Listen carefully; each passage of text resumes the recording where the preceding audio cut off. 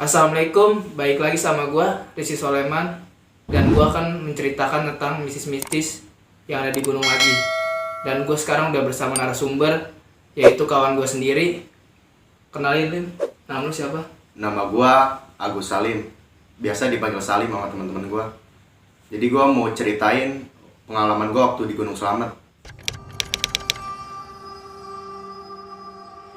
Awal cerita gua berlapan dari Jakarta, terus gua charter angkot gitu ke arah Kalibata stasiun. Gua dari Kalibata gua naik terus transit di Manggarai. Dari Manggarai gua naik lagi kereta, tapi gua nggak tahu jurusannya apa tuh, lupa. Dari situ gua turun di stasiun Kemayoran. Dari Kemayoran karena kereta yang arah ke Senen itu lagi delay, makanya gua jalan kaki gua ke arah Senen gitu. Nah dari Senen gua ngambil boardingan tiket gitu, diperiksa kayak biasa gitu, pendaki periksa ada gas apa enggak.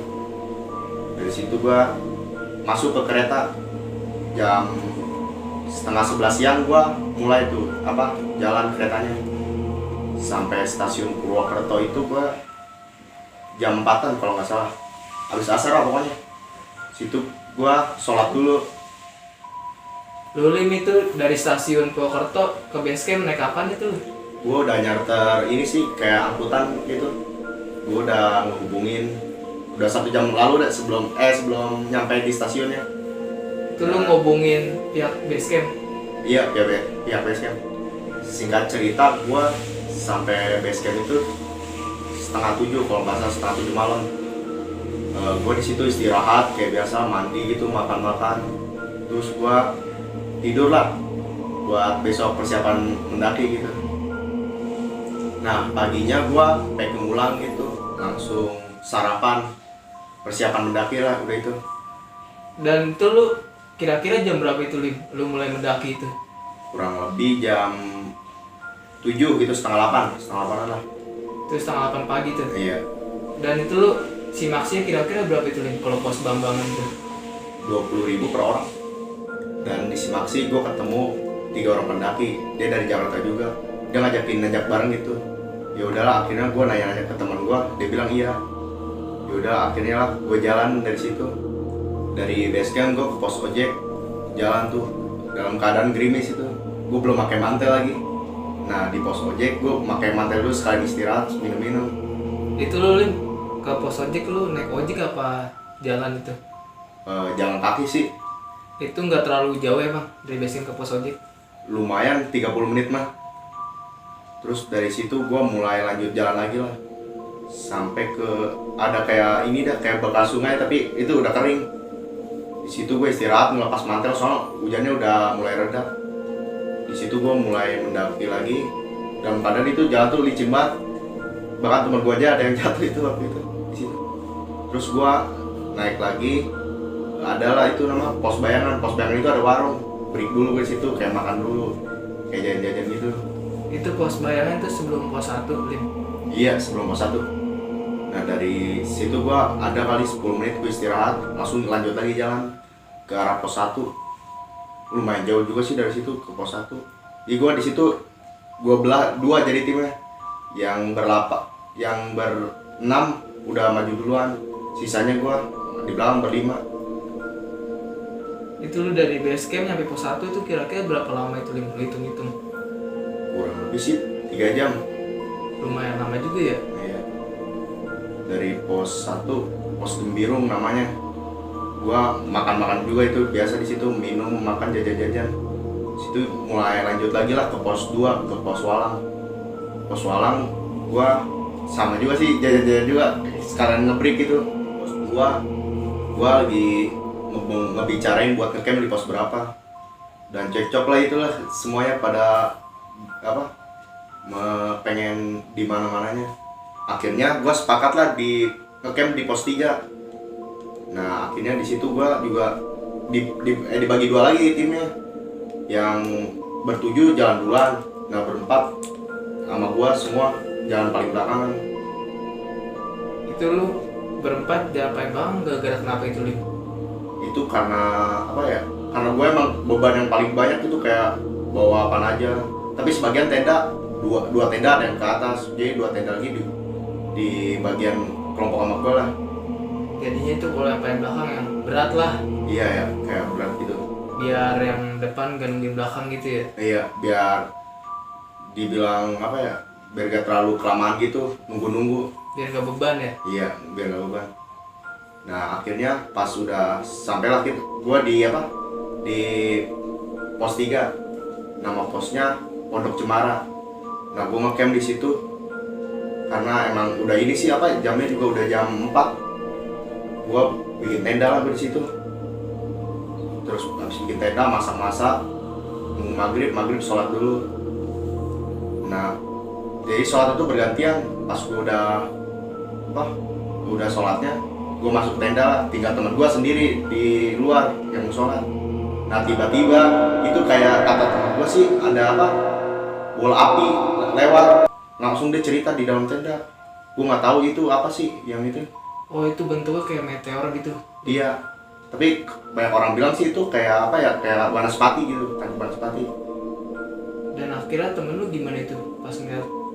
Ya tetap melanjut sholat sih. Langsung habis itu dia baru cerita di dalam tenda. Dia kata dia ngeliat sosok itu terbang barusan lewat pas waktu wudhu dia. Paginya gua pengen ngulang lagi. Nah terus buat melanjut lagi, buat ngecamp terakhir di pos 7. Gue di situ berangkat dari jam 8 sampai pos 4 kurang lebih jam 9-an gitu. Itu lumayan jauh juga apa udah mulai deket itu, Lim? Menurut gue sih kalau dari pos 3 ke atas itu menurut gue udah deket-deket semua posnya. Nggak terlalu kayak dari 1 ke 3 gitu, jauh banget. Dan akhirnya itu lu langsung lanjut ngedaki gitu. Iya, dan akhirnya gue sampai pos 4. Nama posnya itu pos Samarantu. Alhamdulillah sih gue di situ nggak ngalamin apa-apa. Habis itu lu lanjut lagi tuh lu ke pos 5. Istirahat dulu sih sebentar, ada kali 10 menit atau 5 menit gitu. Dari situ gua jalan ke pos 5 lumayan lama sih, sekitar 45 menit. Nah di pos 5 gua ngebreak lagi jajan-jajan karena di situ ada warung terakhir. Oh kalau setiap pos itu kalau via Bambangan itu banyak warung ya? Iya, banyak warung. Orang bilang sih kalau ke situ lu tanpa bawa alat-alat banyak juga bisa, jadi lu bisa makan di situ. Atau enggak lu ngecampnya ada di bedeng gitu. Oh tanpa kayak bawa logistik yang banyak lah ya? Iya, gitu. Nah dari situ ada sebagian yang ngambil air dulu ke bawah. Di pos 5 kan itu ada mata air tuh. Kalau katanya sih lagi kering, tapi lumayan lah dapat sebotol. Pos 5 itu namanya apa ya, Lim? Samyang Rangka. Nah dari pos 5 gue lanjut lagi lah ke pos 6. Nah dari pos 5 itu ke pos 6 sekitar 45 juga, karena itu agak nanjak jadi lama. Sebenarnya sih itu dekat, cuma gara-gara nanjak aja jadi jalannya agak lama. Nah nama pos 6 itu kalau nggak salah Samyang Jampang, atau biasa pokoknya di belakang itu ada tulisannya ingat Allah lah di situ. Nah dari pos 6 gua lanjut lagi ke arah pos 7. Nah di mau ngarah ke pos 7 itu treknya itu berdebu banget sampai semata kaki kalau nggak salah, debunya itu dalam deh. Berarti itu lu di pos 6 itu nggak break itu, langsung Enggak. lanjut ke pos 7. Enggak, gua jadi lanjut aja karena di situ emang nggak ada apa-apaan, cuma tenda doang, itu cuma buat 2 tenda. Nah sampainya di pos 7 gua ngebangun tenda lah. Gua bikin 4 tenda di situ. Oh iya, Lim, itu pos 7 namanya apa ya? Pos 7 tuh namanya kalau nggak salah Samyang Kendil. Nah di situ gua udah ngebangun tenda kan, gua masak-masak lah di situ. Tiba-tiba sekitar jam 5-an temen gue yang cewek nih hipotermia dia. Akhirnya temen gue panik dan gue juga panik. Gue nyari-nyari siapa yang bisa membantu, soal gue waktu itu lupa bawa ini thermal blanket gue. Akhirnya gue nyari lah orang di bawah. Akhirnya di bawah ada orang lah yang mau nolongin. Itu Lim, temen lu hipo gara-gara kenapa itu ya? Kayaknya sih dia kurang makan gitu. Soalnya dia pas waktu di pos 3 dia makan dikit banget. Dan akhirnya tenda sebelah mau nolong teman gua. Dan gua dapat saran dari orang itu, katanya kalau mau summit nunggu matahari nongol aja biar agak panas gitu, biar nggak terlalu dingin ke puncaknya. Singkat cerita, gua tidur, bangun pagi jam 5, bikin sarapan, terus doa dulu sebelum muncak, langsung lanjutlah muncak gua sekitar jam 7 lah. Gua mulai ke atas sampai mana, pokok di bawah pos 8 itu gua ini dulu break dulu karena ada yang ketinggalan kayak air gitu, gua ketinggalan pas 1 lah. Dari situ akhirnya temen gua udah nyusul ke atas, baru udah naik ke arah Pelawangan. Berarti itu lu nungguin temen lu ngambil air dulu ya? Iya, ngambil air dulu. Nah akhirnya gue jalan lah dari situ. Nah di pertengahan antara puncak sama Pelawangan itu, temen gue sebagian ada yang gak kuat, 4 orang dia akhirnya memutuskan untuk turun lagi, dia nunggu di tenda. Ya udah akhirnya gue lah bertujuh yang sampai ke puncak.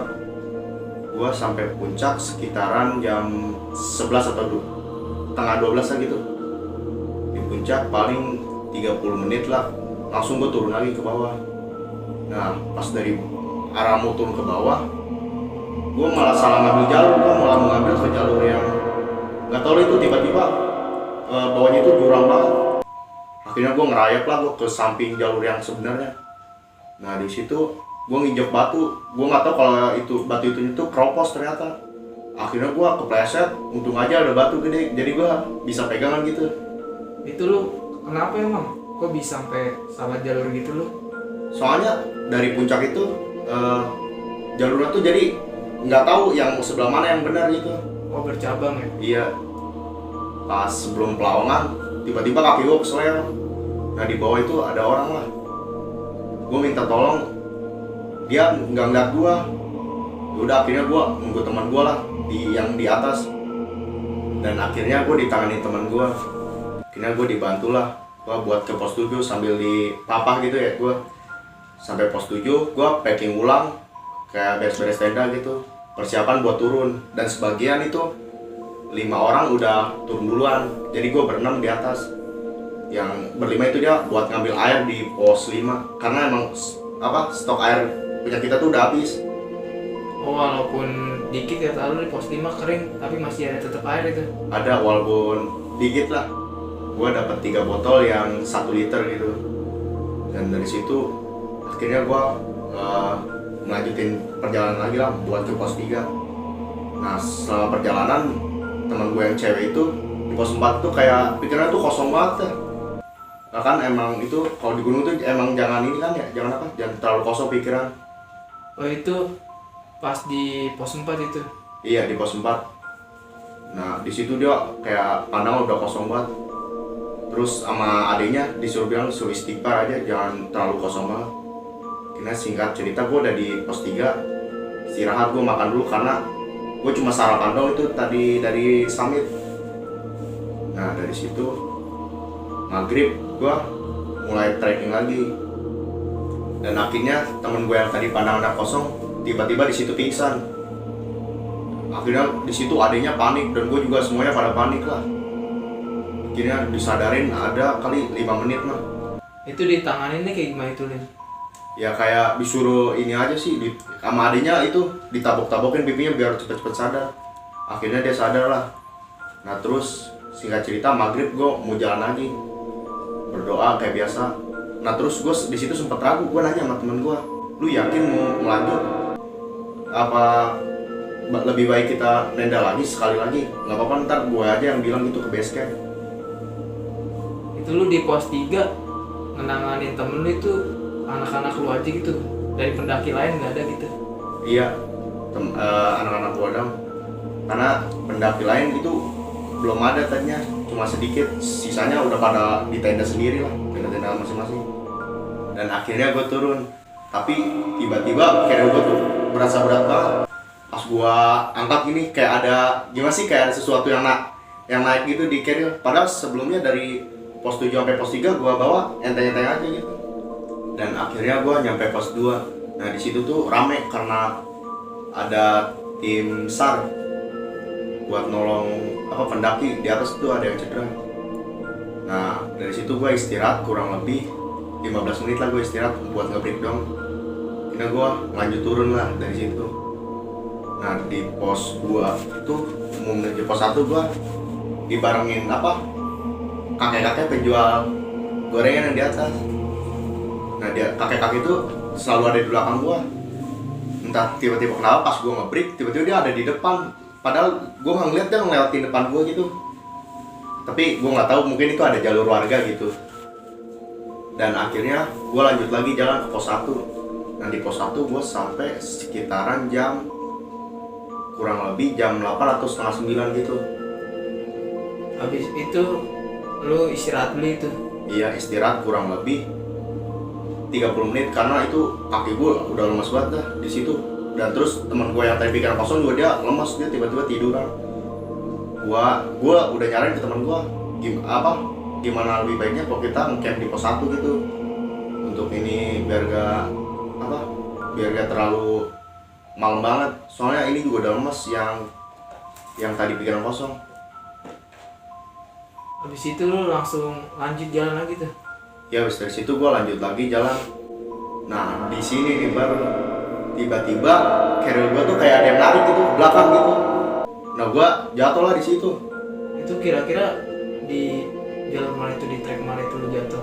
Kurang tahu soalnya itu jalannya emang udah bener-bener gelap, udah nggak ada apa-apa. Oh itu sebelum sampai turun gunung lah ya? Iya sebelum sampai pos bayangan 1 yang tadi gue cerita. Nah gue di situ digituin tuh udah 3 kali sampai jatuh terus. Nah, akhirnya habis dari situ gue jalan lagi lah. Nah tiba-tiba kata teman gue minggir dulu soalnya ada pendaki lain yang lagi mau naik. Nah tiba-tiba ternyata bukan pendaki itu tuh, ternyata pohon yang udah tumbang. Tapi emang gue juga ngeliat emang itu gue kira pendaki soalnya ada lampu gitu. Pas itu akhirnya temen gue kayak sompral gitu, udah bilang apa jangan-jangan itu ini. Terus gue bilang aja, gue bantangin, lu kalau mau cerita jangan dulu di sini, tar aja di base camp gitu. Nah dari situ dia baru bilang iya. Nah terus gue turun. Nah selama turun tiba-tiba kayak ada manusia kecil kayak kecil gitu lewat terus. Gue nggak tahu lah itu entah gue dong apa semua orang, tapi temen gue bilang juga dia ngerasain kayak gitu, ada yang lewat gitu. Oh kayak anak kecil gitu lagi lari gitu? Iya sosoknya sih kayak kerdil gitu, soal kecil. Kayak kurcaci lah ya? Iya kayak kurcaci. Nah terus itu berlangsung lama sih, kurang lebih sampai yang pos bayangan itu. Nah sampai situ akhirnya gue jalan lagi lah. Tiba-tiba nih temen gue yang tadi hipoter itu, dia fata morgana ngeliat carrier temen gue kayak tenda orang lagi ngecamp. Dan temen gue juga pada ngerasain, cuma gue dong sama temen gue yang di belakang nggak ngerasain kayak gitu. Dan akhirnya gue lanjut jalan mengarah ke base camp. Dan selama perjalanan gue kayak merasa ada gajal aja gitu. Kok gue ketemu pohon ini udah 2 kali gitu. Kayak ibarat kan kayak lu disasarin dibuat muter-muter lah ya? Iya kayak gitulah ininya. Dan pas gue udah sampai di kayak ada lapangan besar sebelum pos ojek itu, tiba-tiba ya temen gue yang tadi pengen pingsan itu dia badannya lemas, kayak udah pengen masuk lah ininya yang ada di badan dia. Udah kayak mau kesurupan lah ya? Iya, akhirnya adiknya sama teman gue dia buru-buru ke pos ojek. Dan untungnya aja di situ di pos ojeknya itu masih ada tukang ojek gitu. Akhirnya ditanganin lah. Terus adiknya sama yang itu kesurupan itu dibawa. Nah kata adiknya itu selama perjalanan dari pos ojek sampai ke base camp, dia kayak ngelambai-lambai tangan gitu ke ladang-ladang ini warga. Padahal di situ emang gak ada siapa-siapa. Oh dia kayak ngeliat rame lah, kayak ngeliat ke kanan kiri gitu ya? Iya dia kayak ngeliat kayak biasa kayak ini kayak kehidupan ini di alam gaib gitu lah mungkin. Kayak kehidupan manusia rame lah ya? Iya. Nah akhirnya pas sudah sampai di base camp. Dan lu itu nyampe base camp kira-kira jam berapa itu, Lim? Setengah 12. Akhirnya gue nanya lah ke teman gue yang katanya tadi dibawa naik ojek. Nah terus katanya dia kesurupan dia di base camp. Nah dia kesurupan terus dipanggilin lah sama pihak base camp manggil ustadz yang ada di situ kayak orang pintarnya lah. Nah pas ditanya diinterogasi katanya itunya ketempelan dia mulai dari pos Samarantu. Oh sempat ya? Iya, karena dia di situ juga pas ditanya sama Ustadz dari mana, dia nyebut-nyebut nama Samaratu terus selama 3 kali. Dan habis itu dia sadar. Nggak lama dia dari sadar, tiba-tiba kok ada pendaki gitu dari belakang, padahal menurut gua tadinya tuh nggak ada pendaki sama sekali. Bahkan kayak gunung tuh sepi banget kan, biasa ada suara sepatu atau enggak suara orang-orang di pada ngobrol. Ini nggak ada. Oh seolah-olah kayak tim lu doang yang turun ya? Iya, kayak tim gue doang sendiri yang turun. Akhirnya dari situ gue tidur lah, nunggu pagi. Nah pagi gue packing ulang buat berangkat persiapan pulang. Dan akhirnya gue sampai Jakarta. Alhamdulillah nggak ada kejadian apa-apa gitu. Udah Kai, pengalaman di Gunung Selamat gue sampai sini aja Kai. Buat kalian, temen gue si Salim ini mau ngasih pesan buat para pendaki. Buat kalian dimanapun kalian berada, mau mendaki gunung atau mau masuk ke hutan, pikiran jangan pernah kosong dan jaga tata krama dan omongan, karena di sini kita hanya tamu. Udah sih itu aja Kai pesan gua. Udah, cerita pengalaman teman gue sampai sini aja. Si Salim pengalaman di Gunung Selamat, ambil positifnya, buang negatifnya. Dan buat kalian yang punya pengalaman horor, silakan email kami di bawah ini. Dan jangan lupa juga subscribe dan nyalakan loncengnya biar kamu selalu mantengin video-video kami yang baru. Dan jangan lupa juga like, komen, dan share sebanyak-banyaknya. Assalamualaikum warahmatullahi wabarakatuh.